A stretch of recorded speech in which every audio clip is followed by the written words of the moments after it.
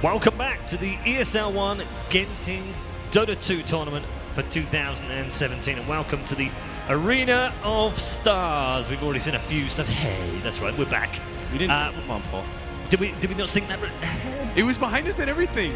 Was it? Oh, I'm You're too busy doing I'm I'm no good at this meme stuff. I have to learn from Sir Action. Stop doing your job, Paul. Sorry about that. Yeah, we're going to get into our second game very shortly with the draft. Ben, what's changing up for Virtus.pro? I always try and avert my eyes. I'm like, oh, ask Cap here.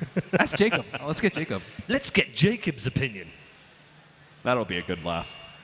Well, that was worthwhile waiting for. Thanks, Jacob. What about you, Cap? I mean, I think VP could probably bounce back, but Newbee just looked like such a better team. I think in that game one, it was just like VP. Was it better team or was it better draft? Bit of both. I think a bit of both. Like, can VP change something in game 2 and trip Newbee up? Like, I wasn't sure about the Weaver second pick. You know, I was leaning towards the VP draft, but the way that they did it, especially like the Queen of Pain, Drow Ranger, they took control early, and then just allowed themselves to be able to have this later game mechanism to be able to fall back on against such good high ground. The Batrider and Pudge, like we talked about beforehand, that was supposed to be like such strong high ground that you could potentially go pretty late into the game without having your base broken, but that just proved to not be true. So I actually don't think it was necessarily a better draft. I just think Newbee just played it better. Yeah. Especially the rotation from SEC, which definitely came off the fact that he had a superior matchup in the middle lane. The fact that he rotated on the bottom lane, got some kills there 2-3 times throughout the first 10 minutes. So that sort of dictated the flow of the game. Virtus.pro did a decent job at even coming back into the game, despite the fact that they were so far behind. Yeah. I don't think they need to change the way they go about the game. They just need to execute better. Okay, Ben, I want to ask you. Sorry, Cam. I want to ask you about the allowance of Drow. Now we've seen MP ban first time game, so they banned Drow. So they've obviously watched. They've figured out. Okay, they like playing it. Why didn't it happen the second time? I think it's fairly counterable. Yeah, it's probably a hero that Virtus.pro actually likes playing against. Yeah, I mean, they've played a lot in the past themselves. They know how to play as well. Yeah, but it's also very susceptible to being killed and ganked, and it's sort of weak if you're not the team in charge. Without the Weaver, I think that they would have lost very I easily. think that was the key. Yeah, and like if you get punch hook once, you'll lose like 5-10 minutes worth of work. Yeah, but they were very confident in their strategy. They didn't pick up counters for the Batrider simply because they had that second pick Weaver that could eliminate the threat. Yeah, I mean that Weaver, we mentioned it in some of the replays, was a little bit lucky at times. Just got away every time. And it just, like Cap says, it only has to be a first-time death, and then suddenly there's another one, and another one, and another one, and suddenly the whole game has changed almost on the basis of, well, we didn't escape out of that fight. yeah, you slow down that Aghanim Scepters, maybe Batrider is able to get a lot better pickoffs that starts off the team fights. There's a lot of possibilities there, but I think we all agree that Newbee just looked like a better team. And I actually just like, because of the way that SC played and was able to help snowball his team, I think that he's just he's not a mid laner that we talk about a whole lot. No. It's like, oh, all these like star mid laners, you will never hear SC's name. He's a team player. Yeah. That's why. Yeah, I think it's also because outside of Wings, the West has been the most dominant for the past year or so. So it's hard for him to really, be in that dominant position, be deep in tournaments where you would talk about him, just because Newbee haven't been that deep that we've maybe come to expect from them. Yeah, and I think Ben's definitely hit it on the head. Is that he plays a more sacrificial mid laner than most others, and I think that naturally your eye draws to like KP, because they they allow KP to be able to do a lot more because of a better laning phase. I think Kaka is another example. He's kind of a support that steals the limelight, but SC definitely deserves his time, because I think a game like that shows that he's able to play with the best and take the advantages that are given him and snowball heavily. He didn't miss a quad bolt. That's pretty hard. Or they were all really good. Yeah. They all were like at least 2 heroes. Except the one where he kill-stealed the Juggernaut at their tier 2. I mean, you had to kill steal. Yeah. He just wanted to see if he could hit it. That was like at the edge of the range. A skill shot. So we're going to move into the draft very shortly. What are you expecting, Ben? More of the same? Something different? I think something more active for Ramses. Yeah. Do you think they maybe want to go back to that more sort of death ball? Lifestealer, maybe? I think they wanted to. They had the Jug and the Luna, but I think they shut down the Batrider so hard that like everything just slowed down. Like Batrider would slow down. Oh, what is that? What is this version of practice? What is he doing? He's just practicing rampages. Wants to get motivated to hear that sound. Rampage. It's the gamer version of visualizing, It's subliminal. right? Yeah, it just goes into his mind, and then he's just like rampage. Yeah, rampage. athletes always visualize, that next kick, that next That's hit. what it is. That's what he's doing. He's visualizing his Absolutely. rampages. Yeah. I think Ben is right, though. They might not be susceptible to pick up the Luna this early on and maybe just go for the Juggernaut instead, knowing two of their roles can play it if they want to, but they're not going to fall in the trap of giving no one a inferior matchup. That would be a mistake, I think. I think that mid lane really dictates the flow of the game. Did you see an early pick for him this time? No. No? I think they want to try and... He's got a wide enough pool, right? Yeah, but they want to keep it at bay as long as possible until they have a clear idea of what Newbee is going to pick up for IC. Their safe lane also got crushed because of the Disruptor. The Disruptor we talked about, he's really good versus Weaver, he's really good versus this, but he's also really bad in lane. And that really showcased how you can take advantage of that. See how motivated Virtus.pro were. Nice and chilled, nice and relaxed. They called That's GG, pretty early. I think they were just... I thought they looked a little angry. In some ways, yeah. Which one do you upset, say? Were they tilted or were they like, hey, game's over? They're like one of the only teams that do that now. That GG out, Yeah. maybe even a little bit prematurely, I would say. Most of the other teams just like when it's Meanwhile, Fnatic held I mean, I don't know. I mean, to be fair, they held on for quite a long time. We were calling the game but most of it 12, would've been 15 minutes beforehand. It's at like, least this is after going, that fight, you would Yeah, wait. yeah. They didn't wait until the fight's finished. Yeah, that was so funny. Yeah. First one of them kinda got dies, up and went, GG. Yeah. It's like one hero down. And it wasn't Ramsey. If Ramsey's died, I'd been like, okay, but he just pops BKB in clips and is like in the middle of the clips is GG. Yeah, that was pretty strange. So Newbee's draft. Again, same question really. More of the same. 2 games today, 2 Queen of Pain.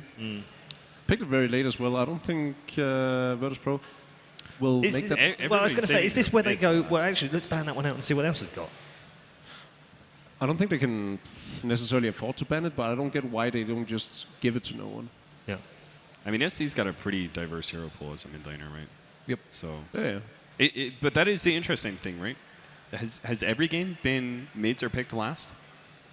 It wasn't last or last. second to Yeah, last. second last. Yeah. In the, last or second to last. in the last 2 picks, yeah. Yeah, because in previous matches, right, we would see like maybe you'll pick up a core last. We even seen occasionally a support last pickup, but it seems like very definitively everyone's favoring trying to get a favorable mid matchup. Maybe it's because a lot of teams are sort of vary about And there's the trail ban. what But matchups it's Newbee that counter banned each it. other on the middle lane. That might be, difficult to assess. You don't want to end up in some bad situation. Why do you think Newbee have decided to ban the trail? I mean, They play they're it going out, into the best of 3, right? They know they can switch up the strategy. They're not going to run the same thing twice. and they're not going to let Virtus.pro have it either. Yeah, they don't have first pick this time around. Instead, they have Radiant. I'd actually be interested to know if teams prefer Radiant over first pick now. I think they want to win the lanes. I think that's really important. Ruby To Luna? slow VP down. Drow really helps you do that. Bad Rider? Okay. Bat Rider was actually shut down super hard. I've never seen Pasha's Bat Rider shut down that hard. I think a lot of it was because of okay. Now we'll get to see why this The hero is Pitmaster, so the highly rated. in-house. You either get Initiation or Sustain, and very few heroes beat Underlord when it comes to Sustain because of how early he's able to pick up his items and the natural tankiness that he has, as well as the saving grace of that ultimate. You think he's broken? I don't think he's broken. When he first was brought into Dota2, he was very clearly broken, but I think he's strong, but there are some definitive weaknesses around him. The reactions from the two teams when that pick came up was hardly amusing. Virtus.pro just chuckling away to themselves evilly. You have to get, if you're VP, you have to get a 4 position that initiates for you. Or you just pick up, like, you don't have Draw Ranger or Luna, maybe you pick up like a Terrorblade or something, you just go this Death Ball push strat.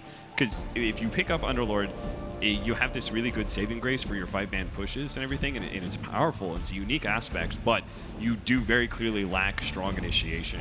So you have to make up from it, from your 4 position, most likely. So we've seen this before, witch tanking. Nothing really given away by those two. They love their Sand King.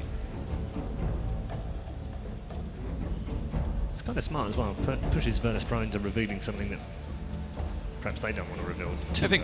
I think Witch Doctor is good at cutting down tanky heroes as well. So It's also just really good versus their style. It's very difficult for them to group up and skirmish against the Witch Doctor, which they do a lot more than other teams. Okay, come back for the Disruptor.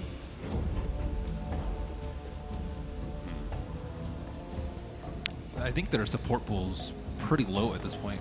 Like Rubik has picked up for them a lot, but now that Ogre has kind of fallen off, there's like not that many good ones left. I would say that you can just like pick in the first phase and be completely okay with it.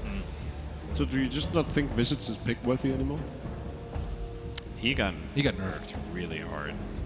Yeah. Yeah. What about He's Winter tough. Wyvern? Winter Wyvern's okay. I really only like him versus Drow strats though. His talents Same. are really, really bad. And he's still so dependent on positioning to be successful against Yeah. those strategies that he's even then still a questionable pickup. I was hoping that he would have like way more exploration with other stuff, but his ags is kind of lackluster, and his talents are just not exciting nor novel. So I don't really think he's that great in this patch at all. And they have no physical damage. It could still go for Pudge. I think Roost Shaker, or Spirit.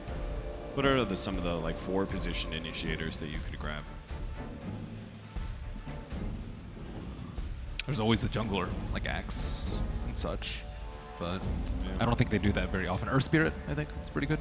Yeah, I think Earth Spirit's probably the best. Once again, Lifestealer going to be banned away in that 3-4. I think Lifestealer is probably one of the most value 1 positions. See if Juggernaut actually gets through this pool area. What do you think about a 4 position in this for Virtus.pro? I haven't seen them pick it up in months. Yeah. Have you seen them pick up Underlord? I've seen Pasha played in pubs a lot. He's always up there. Live games, Pasha, Underlord. Not going to get to see the sniper just yet either. Pretty sure we will before the end of the weekend. I mean, that's what I said about Ember Spirit, but True. We haven't seen Ember Spirit even Not a banned, single let game. alone picked. I think he got banned in the NP Newbee game. Did it? Yeah. Yeah, certainly not the main stage. It was the last ban, so Newbee got the Quap instead. So do you need to build a lineup around the Underlord, or Yes. does he just fit into whatever? How do you build? He definitely does not fit into any lineup because again you're lacking initiation, so you need to build a lineup around him. So you need to get usually pushing heroes. You usually want an initiator from your 4 or your mid as well. I think just naturally it's just like Underlord says we're gonna snowball. so the OD pickup? And Junk? I mean, Jug is probably one of the best heroes for the OD because the OD sets up these rotations from support so well. Like, Sin King could leave the off lane, or maybe Sin King support. You get imprisoned like that, you can just come out and spin. I think more so it's just that Juggernaut fits the V2's playstyle to a T. I think it's just really good for them. Ramses can do a bit more with it than he could with the Luna. They have, as we talked about earlier today, the healing ward. You know what we haven't seen yet is that a lot of people have been experimenting. That's a way of bringing down the Underlord. Yeah. Yeah. I think all their heroes are actually pretty good at dealing with the Underlord because he just reduces base damage, so like none of them really right-click without some sort of augmented damage ability. They probably faced a lot of it in pubs. Yeah, I think Urs in particular, because the fact he's able to burst down a hero, even if it's not Underlord, you can at least kill the hero that you're targeting before the Underlord ultimate saves him. So, And it's good versus Juggernaut too. Yeah. This is Very especially strong good. versus Jug. Here we go. Yeah, this is what we were hoping to see Yeah. in the first game a little bit more. So we would see it earlier. Yeah, Ramses I think is I like him more on the Juggernaut because he seems to be able to do a lot more with it, just because like no one farms a little bit more when he plays the mid Juggernaut, and Ramses is a bit more active. And the Shadow Fiend I think is a very potent threat versus the OD in terms of late game, just BKB outscaling them. Even the laning phase isn't particularly easy for the OD. But it is tough versus the Ursa. Like, the Ursa can kind of just man up on any of those heroes, pop his Enrage, and not really be scared of anything. So the mid matchup, OD against Shadow Fiend. Who do you think wins? Probably slightly OD favored, but not that much. They're, it's a dire side SF, right? Yeah. So What's it Oh, it's a chain? Radiant side. Radiant. Yeah. Oh, it's Radiant side? Is it? Okay. Okay. So that means it's more favorable for SF than... Because you always want to be Radiant side SF. It's harder It's hard to get to that camp now, though. It's harder to gank, and you can still kind of do that camp.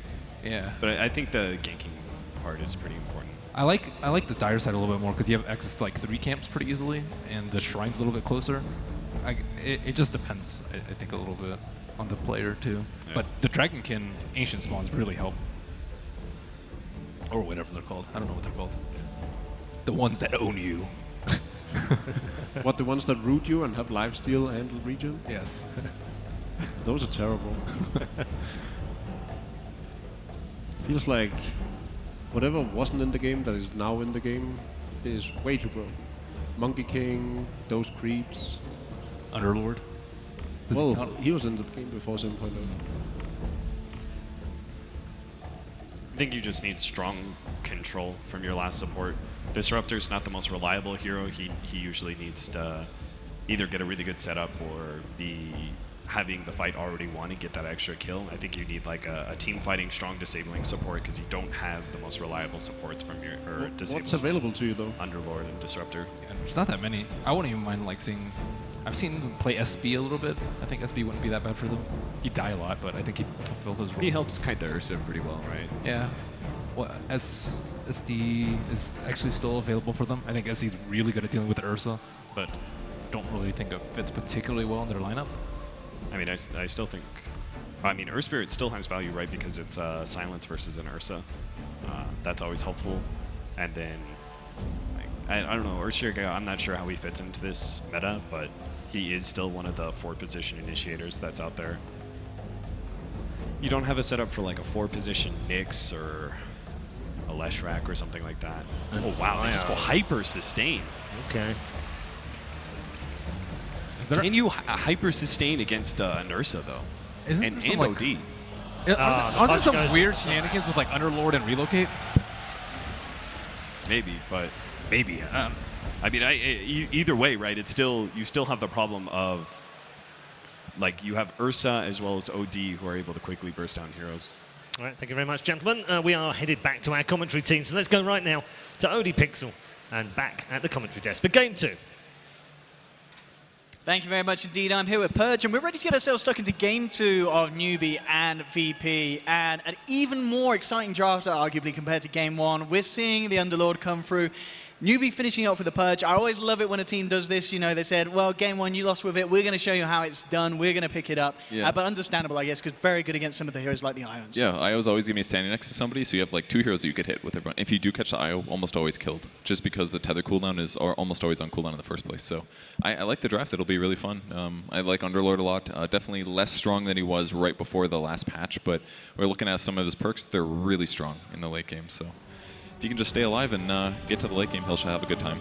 Absolutely, this could be a lot of fun. And one interesting interaction as well, I'm interested to see if Purge hooks someone just as they're rifting out, if they're mid being dragged back, do they stay with the Purge? I don't know if you can. That's still like Fountain Hook territory. I don't think you should be able to do that. I think I have seen some 'Cause clips. I believe it's possible, but I'm not sure how buggy I it is. think it might, we might see it happen, certainly for sure, if there's any sort of escapes being attempted by the Underlord and such. But indeed, Underlord, first pick material, I mean, we've seen it being banned out already in some games. Is this understandable with the position that Hero's in at the moment? It's still very good. It's not nearly as good as it was when it was released, but you know, Pit of Mantle is still a pretty solid disable. Firestorm is just you still farm insanely fast, and obviously just the survivability you get from Dark Rift, saving your allies from bad situations. But what the hook does now, if they're about to Dark Rift, try to pull somebody outside of that. Absolutely. And then they don't go with.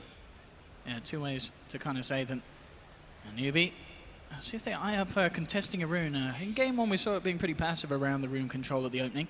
But Newbee certainly wanting to do something about taking control of this one here and ensuring that Pasha, unable to get his hands on it, has to be a little bit careful. But he does have the high ground positioning, so we'll see what he spots out. Newbee holding back. Now they will reveal themselves. Pasha, he's thinking about it. He's not going to attempt it. No point risking his life here for the rune, so you know, we'll be able to grab it. Okay, so SC doesn't get one. No binding rune for him, but should be okay-ish, I guess. You're against a Shadow Fiend. Probably nice to have that. He's got to do his best to make sure that Shadow Fiend doesn't get any last hits, but with Lil here in the mid lane, it's going to be a little bit harder than normal. Yeah, so for sure. I mean, OD as well did receive some nerfs, didn't he, in that the major patch. Kind of the range on Astral is very, very tough to utilize in the laning stage. Yeah, it's like a melee skill pretty much, but starts off pretty well, denies the range creep. This lane's going to be quite important towards how the early game goes. IO should allow Shadow Fiend to get some free souls here, and once he does get a couple, he's actually quite good against the Outworlding lane. Well, bottom lane, KP could be in trouble. I mean, he's going to remain under the Sandstorm that he did pick up at level 1 to avoid being killed. Yeah. Interesting choice. I haven't seen Sandstorm level 1 forever, but it's just such a high kill potential lane that depending on what skill that he got, he could just get completely screwed by it. So. Oh, actually, he's going to TP back to the tower. Still, obviously, just level 1 on this Disruptor, so it's Fountain Thunderstrike, that's it. Yeah, it's just, use that Shrine, get it out of the way. I mean, the earlier you use it, the earlier it's going to be back off cooldown, so 1 minute in, not the biggest of deals. Kaka doing some mid pulls as well, by the way. So just pulled the creeps out, hooked them into the creep wave, and the creep wave falls, and then he's just going to jungle a couple times with this. It's a really good advantage to have, actually, just because it's denying some of the experience and last hits that no one should be getting on the mid lane. He's barely into level 1 here, and SCC is going to pick up 3 by this creep wave. This is so abusive, actually. Oh, and they've got to do something about it, potentially. They realize Little's already moving over to kind of scout out the situation. Bottom lane, Ramsey's in a lot of trouble. KP closing down. He's actually going to have a Burrow Strike again in a few seconds, but it looks like Ramsey's salve. Yeah, he is going to have enough health to survive. Don't worry, but Solo is there to ward him off, so Ramsey's will stay alive, but his house being popped, and KP already asserting his dominance on this bottom lane. And Kaka picks up level 2 from that mid pull, so now he's a huge threat against the IO, especially if Tether's on cooldown. And they're going to collapse going for the runes here. So it's kind of scary for Lil. He's stuck around by Kaka, indeed. He's level 2. Lil will go for the tether across, though. Very, very nicely done there. Nice for Pasha to be in the area. He's currently jungling with Quelling Blade. Doesn't feel safe going to the lane against Ursa, and it makes sense. It's a great pick against the Underlord. Normally very hard to kill, but against Ursa can kill any tanky hero. And so how do you utilize an Underlord kind of in this role? Are you looking for him to get a certain level and then making plays with the teams, moving as a group, or will he sit in his lane, sit in his jungle on his own for quite a bit of time? It's definitely very farm heavy, yeah. It's just because Firestorm's so good at farming. It doesn't cost too much. Once he hits 10, you get some free mana, and then you just kind of use all of that farm to buy items like mech flads, pipes, stuff like that. That's going to help your team win. That's why the Pudge pick is so important on Newbee's side, because they need to make sure that VP doesn't get to always control where the fights are using Relocate and Dark Rift. If they can hopefully punish one hero every single time that they go for those kind of saves and choice around the fights, then they can continue to gain advantage with engagements. And we see that just a smart play from the Underlord, shrining up, heading back into the lane now, level 3, feeling a bit more confident in being able to stand toe-to-toe potentially with U9. It looks like he's kind of eyed up the lane and said, actually, no, we'll go back to jungling. It's 3 minutes in, the camps have spawned back up, so Pasha continuing to just play it safe, make sure he really doesn't give anything away in terms of kills on that top lane. But it is going to mean, of course, that U9 having a perfect time on this same lane, safe lane in terms of CS. He's not missing a creep. I would say Ursa's actually quite good against Juggernaut as well, just because it doesn't matter if he spins. So I actually do like the Ursa pick a lot in this game. Very good against the 3 cores that VP has. But with that said, he has to be a little bit backed up. Sometimes Ursa does have late game carry problems that he has to deal with. SF now catching up in the mid lane a bit.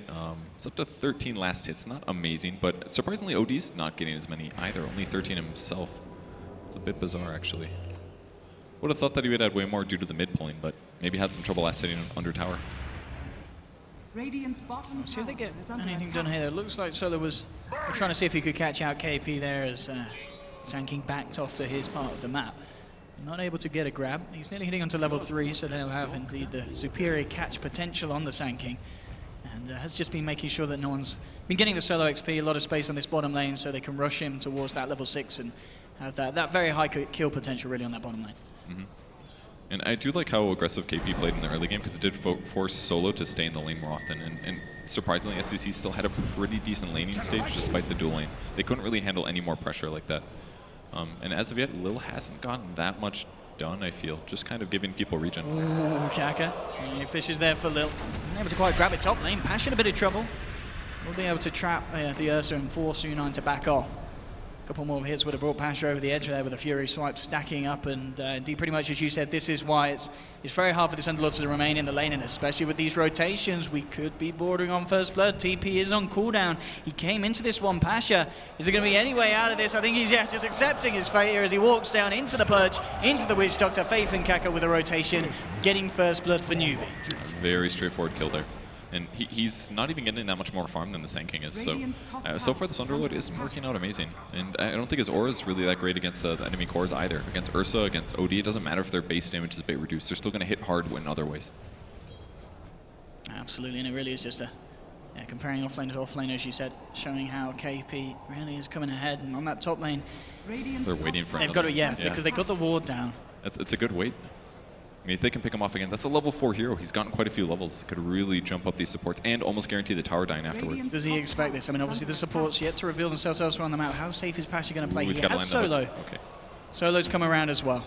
So it looks like that'll be enough to decide against doing for that, and indeed a nice sentry there. They realize what's going on. They'll remove the vision from Newbee. That's a good snag there. It does waste a lot of Newbee's time as well in their 2 supports, so I mean, that could have been them ganking the mid lane on Shadow Fiend or something like that, but nothing happens in the meantime. Even like an OD banish into a hook could really work well. It's not like they relocate yet on IO. It's basically just heals and some damage resistance. Fast level 6 on Sand King as well. They could easily go for a kill on Ramses, but they would need a stun follow-up.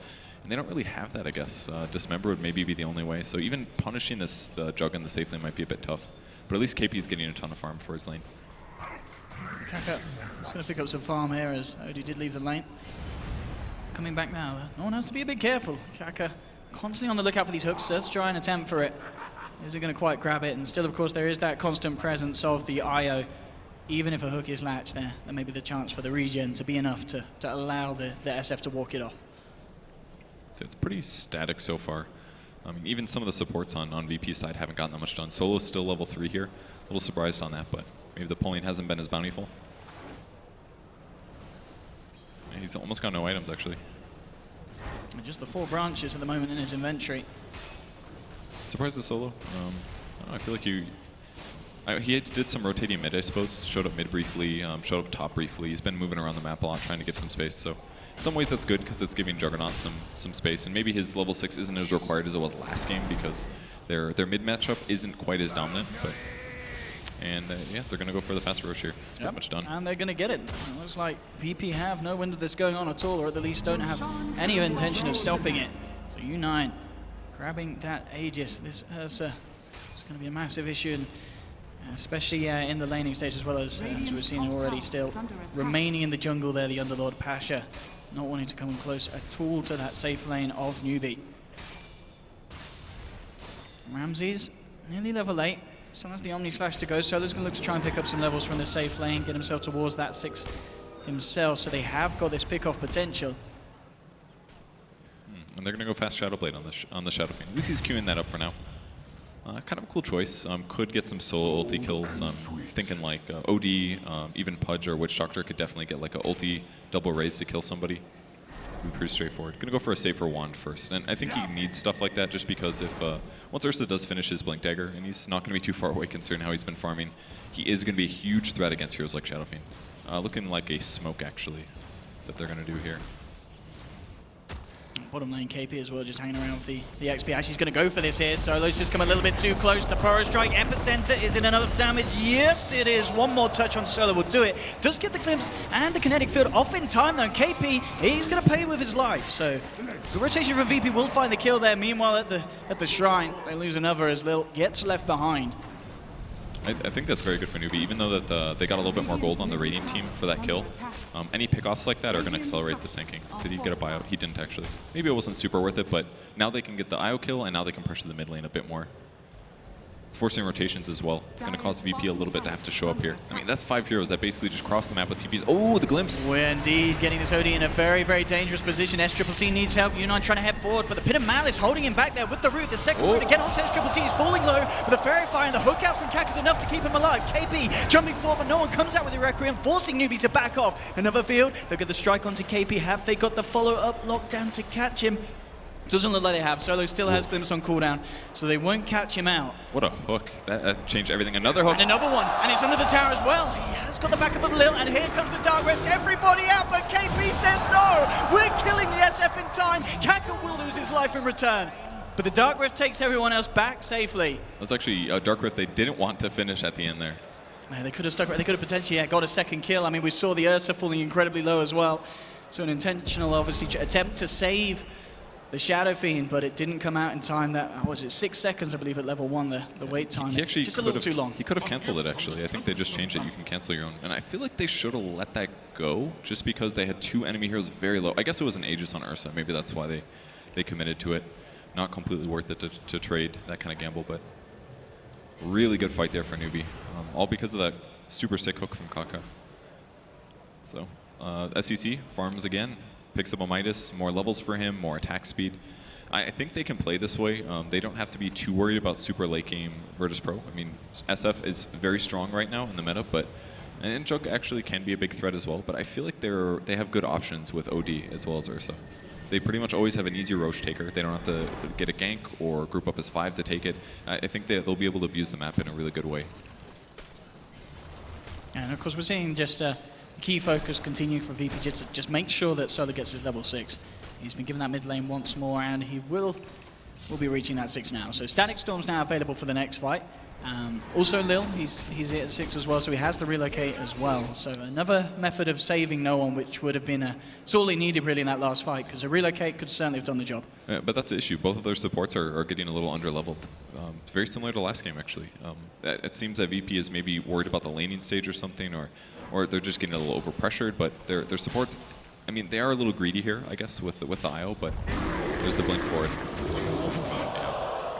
Ursa, pretty good at killing people. Absolutely. I mean, the damage output, as we've seen, a glimpse is not going to come soon enough to save you if you're a solo disruptor.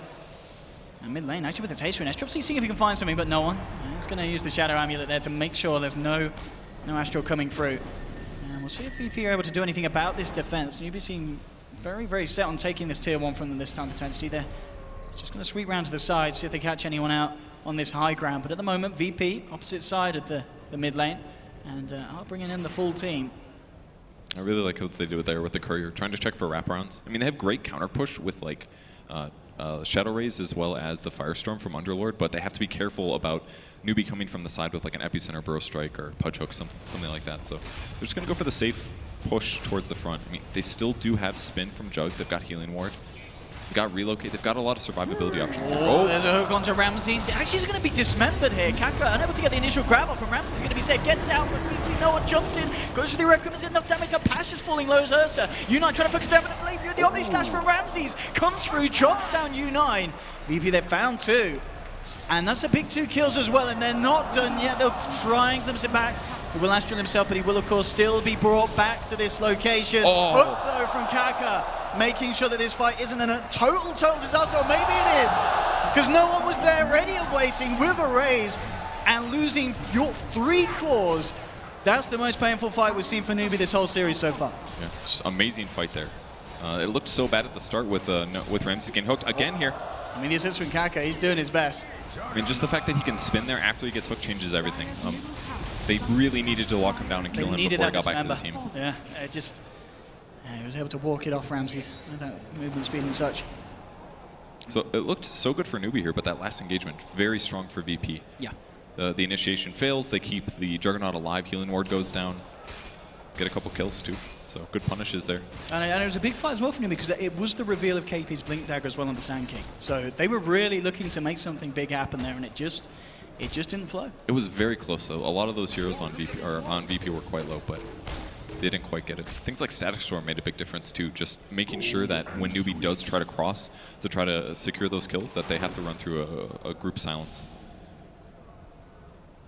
And they just don't really have the team fight yet. Like, that's typical of OD. Pretty weak team fight in the early game, really. He doesn't even have his ulti yet. It's more focused on farming. They don't really want to take a fight against VP, and maybe that's something VP's punishing. They see the Midas, they say OD's not going to be strong for a bit. They'll still try skirmishes, though. I see if Kaka can get another one of these hooks. He's had a few good ones, but this warding, of course, from VP, they know exactly what's up. Dropped on the sentry and a ward themselves. Now see the sentry of VP tries for a hook. Oh, it's close. Not close enough. I'll take the sentry out. Obs, of course, just out of range of the sentries. They're still not up with that one. Yeah, there's another ward down. Trying their best to control it. Now they look for the jump in. Solo gets the static storm off, in fact, in time. And it's with the Pierce what is holding back U9. U9 can't quite finish off this solo kill. He's continuing to chase it down here. But the Thunderstrike Solo will go down. But they'll be able to punish the Ursa for it. And it's a trade that VP will happily take. And maybe Newbee just, it seems like they're getting a little too trigger happy and feeling too pressured to make these plays happen, diving these towers, diving on supports, and it's costing them the carry's life. Yeah, at the first hook was a good shot, but jumping on him like that, especially being unable to kill him, was tough. And it all came down to the Pit of Malice from Underlord. Just disabled him and made sure that he wasn't going to be able to secure the kill. I mean, Ursa basically is going to need a BKB before that stops being a problem. Yeah. Pit of Malice is one of the most annoying skills to play against if you're playing a core. And they're going to go for another fight here. Let's see what VP can do. They have the Omni Slash to the ready as well. They'll bring back in one Omni Slash immediately onto the OD, but he Astros himself. Kaka caught in the midst of it all. He's going to be the first to fall. They'll look for more, then they end up bursting down the OD. Ramses chases down Faith, and VP striking back hard here in the openings of game 2. 9-6. And Ramses and No One sailing their way to the top of the net worth board. Cows as well are going to help increase this lead even more. And it just seems a little bit slotted together here from VP. They've got this play perfectly down, and the Underlord is making big things happen, Kev. Yeah, it definitely is. And I just feel like Outworth of Hours is really not accomplishing anything. Like, what does he do in fights? Just banishing himself, banishing one other person. It's not really like a team fight, save one person team fight. Like, VP is all about dropping spells, throwing damage out. It's not like chain disabling and chain nuking one guy. That's where OD is good. And by buying the Midas here, because he felt comfortable, it's just allowing VP to continue to pressure this. And not that I don't know if a forced F would really make that much of a difference for OD or anything, but they're having a really tough time getting close to winning team fights because it's just VP running over them right now. I mean, would having the ultimate skilled already made any difference, or is it totally understandable why you don't? No, it certainly could. It could have. Minimum it drains mana, for example. Something like that could prevent a Omni Slash on Juggernaut, or who knows, maybe Disruptor can't do a full combo. But Solo, he's got an invis, and in fact that's going to dispel the smoke, of course. Newbee, they'll drop a sentry, but they aren't going to find anything, and fortunate play there from Solo heading over there, and it will stop Newbee from being able to find a successful pickup. He'll keep an eye on the Roche Pit at least. Wants to make sure that Ursa doesn't get another free one, but they're certainly controlling the map right now. And one of his big advantages is just moving around, getting solo kills, but ever since they got pressured on the bot lane, that tier 1 tower is still full HP. They can't even get into the enemy jungle very well because there's so many TP locations. So even though they do want to pressure and get some kills here, it's difficult. They really needed that bottom push success. It would have made a huge difference in their game so far. And we're seeing No One, of course, looking towards getting that BKB done on top of the Shadowblade Dragonlance. I kind of talked to you before, obviously, about the popularity of Ags on an SF. Do you feel that's still something that it can fit into a build early, can fit into a build late? Is there potentially still goes for it as the game goes on, or could we just see something totally different come out from Noah? I mean, I think he's going to finish the Hurricane Pike after the Dragonlance, just to get some distance between himself and Ursa or other heroes. But at some point, picking up the Ags is great. You get a couple extra souls, and then obviously your level 20 perk's amazing, an extra +2 damage per soul. That gives you, it pretty much turns into a damage item, just by all means. And obviously makes your ulti do about like 75% more damage or something, plus you get a heal from it. And almost always the Ags on Shadow Fiend is core now. Top lane will be where we see the next engagement really kick off. Newbee moving into position as VP begin to push round. Manta's ready to go. That's where they find it. Actually, is that the son of a Dark Rift? It is. Yeah, it was. He actually Dark Rifted into the lane here, making sure that VP have the full team together, Pasha. So setting up for this push fully on Kaka. He's going to look for a hook as such from these tree lines. KP goes in with the initial stun. Kaka can get the range for this one. He's looking towards it. He'll try for it. He isn't going to get a latch onto it. In fact, KP with that jump in, I mean, the team just didn't back him up. He's out. They've lost the Sand King. And already they're potentially losing more. SCCC dragged back. Kaka and Faith, they don't quite know what they can do to help him out here. Lastra themselves, they'll get a hook onto Ramsey with the dismember, and the death body's falling low, but Pasha comes in, pops the mech, allows Ramsey to remain alive. The Manta comes out, they'll turn towards the Pudge, they'll take down a third. Faith and U9, the last ones remaining here on the side of Newbee. With this damage that Pasha's racked up with the Atrophy Aura, he just chops through him, and it's a team wipe. Newbee hit the ground, and just a little bit of a mixed coordination there fell from Newbee. KP jumps in, but they just couldn't follow him up. They already have better teamfight heroes, and now Underlord's got the mech on top of that, and a Force Staff. Like, how do you win a fight against them? Yeah, plus 240 at the end of that. I mean, heroes dying around you, it's absolutely ridiculous, the output of physical damage that this Underlord can do. And as we're seeing with the mech and such, he's pretty indestructible. Great at farming, can lane quite well, and transitions to amazing teamfights for this reason. Like, Kaka's going to try to do something here. It's hard, though. Yeah, they're going to try and jump in. There'll be kinetic field holding them back, and there, of course, as well, the pit, making it very hard for Newbee to chase down. Ramses goes for the TP out. Pasha forces away from the hook.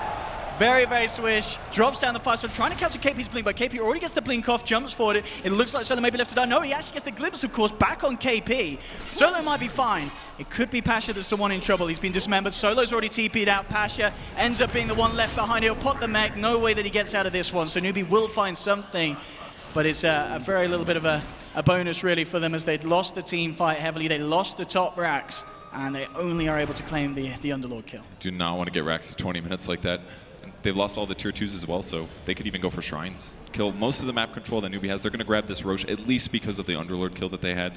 But they need a lot of teamfight advantage. Something like a BKB on Ursa. He's working on it here, or he's queued it up at least. But SCC is not even impacting much. Force Staff for him, almost a Hurricane Pike, but they've got to jump in and they got to blow somebody up instantly. And ideally, it's IO, it's Disruptor. Those two heroes have a lot of control over Newbee.